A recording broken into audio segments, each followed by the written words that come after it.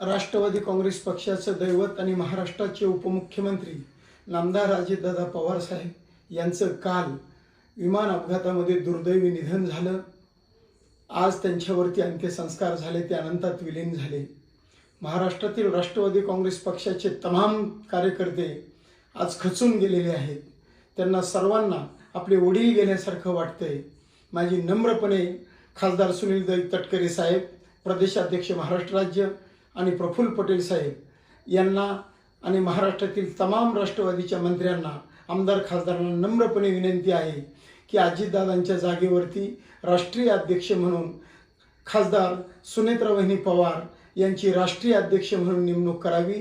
तसेच महाराष्ट्राच्या उपमुख्यमंत्री पदी सुनेत्रावहिनी पवार यांची नियुक्ती करावी आणि महाराष्ट्रातील तमाम राष्ट्रवादीच्या कार्यकर्त्यांची इच्छा पूर्ण करावी, ही माझी नम्र अशी विनंती आहे।